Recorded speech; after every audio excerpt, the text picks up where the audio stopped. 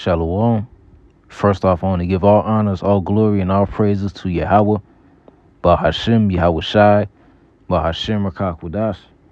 Double honors to the apostles and elders of Great Millstone GMS, who were the ones that gave us this word through Yahweh Bahashem Yahweh Shai.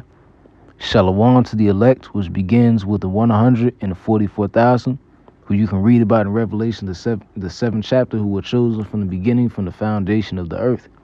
And to all you Akim that preach his word for the edification of the body, I pray that Yahweh Yahweh Shai gives mercy to you and all your families that believe as well. But going straight into this lesson is going to be called Babylon Will Not Last Another 1,000 Years. You know, there was this video made by the head of Sakari, Al-Azhar, and I'll just play the video about GMS South Carolina 08. And I meant to do this lesson a couple weeks ago because, you know, but that was before the whole, you know, Pegatron situation. But basically, Al-Azhar, the head of Sakari, said, over. So this is a good part. I want to go back to what you said about the end times, right?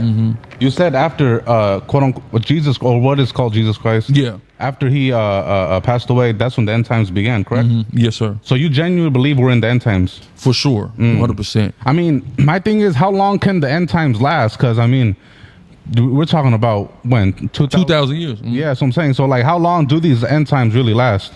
Well, it's hard to say, but we do know, according to scripture, a day to the Lord is 1,000 years. and hey, he's correct on that. You know, the Lord did indeed say that one day to him is 1,000 years to us. You know, but we're in the third day. You know, we are in the last days, man.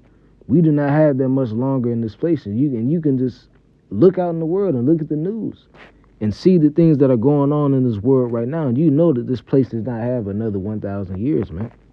So it's been 2,000 years to humanity, but to God it's been 2 days. It says by the third day that he would rise, we would rise up again. So I would say in about 3,000 years. So anywhere between now and 1,000 years from now, it can be over. So there's a good So he said anywhere between now and 1,000 years. So that, you know, that's a completely, you know, wild statement that this guy made, man. You know, all the signs are here, which is showing that we are in the third day. Let's go to the book of Matthew, chapter 24. And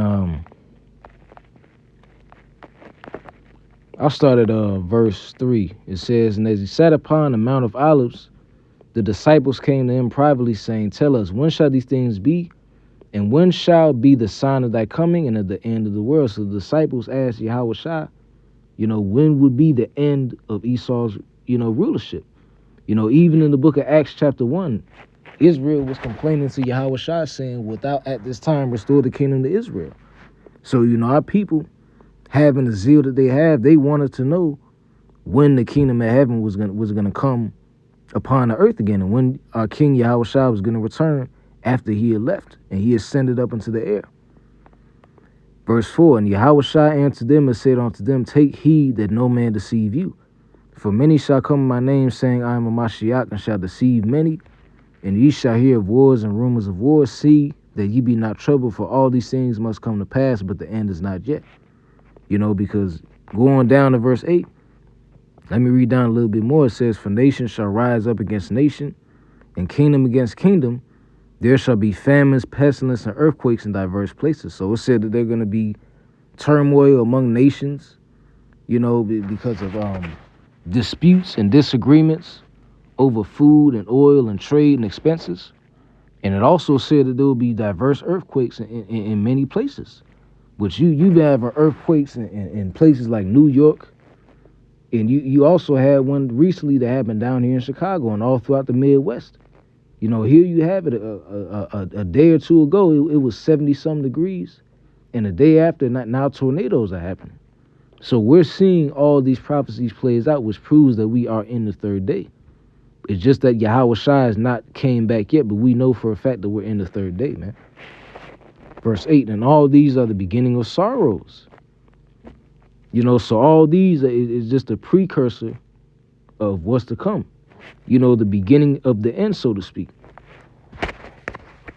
Let's get another scripture in the book of Revelation, chapter 12 and verse 12.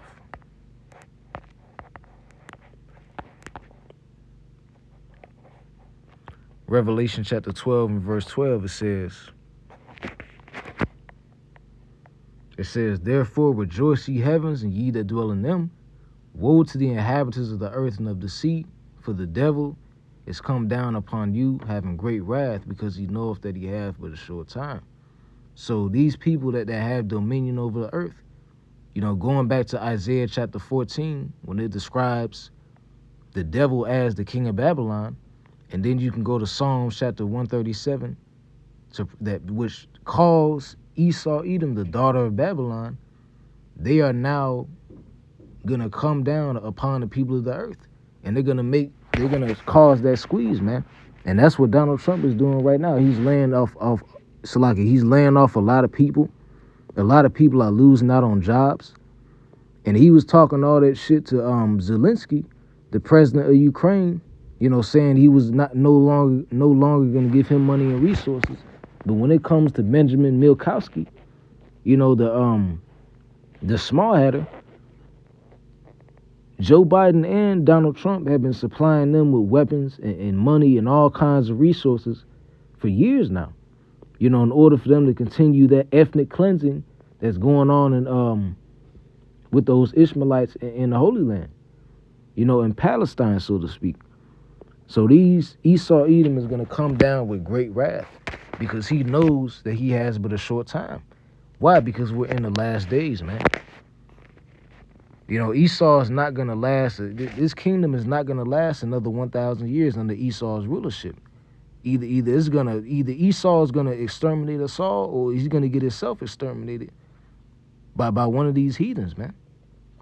But according to the Spirit, who is going to take down Esau, Edom, and the nations? Yahweh Bashim Yahushua. And that right there is a very important prophecy, because if not for Yahushua, let's get that scripture in the book of Matthew.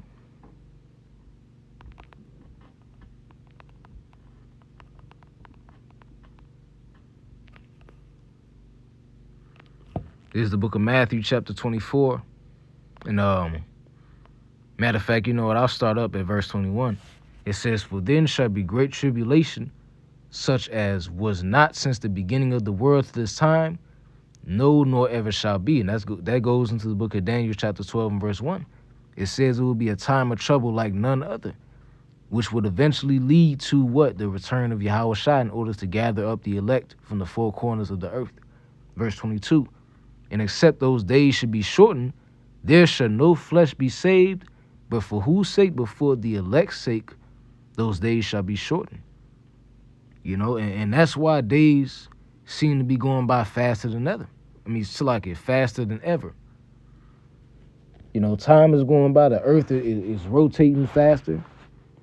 The Lord is truly speeding up the times, because he knows that the end is going to come soon, man.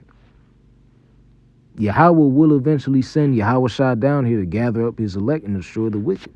And that's not going to take, from the next 1,000 years to happen. This is the book of Job, chapter 14 and verse 5. It says, seeing his days are determined, the number of his months are with thee, thou hast appointed his bounds that he cannot pass. So there are certain bounds, that Esau Edom cannot pass, man, because no flesh will be saved.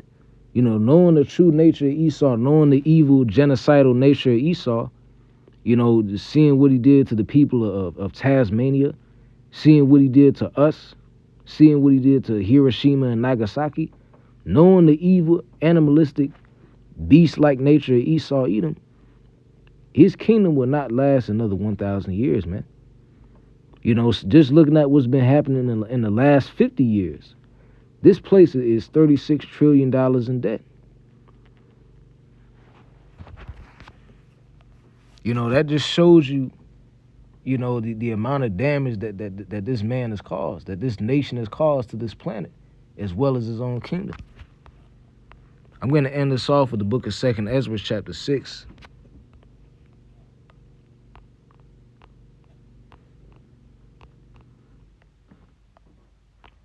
This is the book of 2nd Ezra, chapter 6, and verse 7.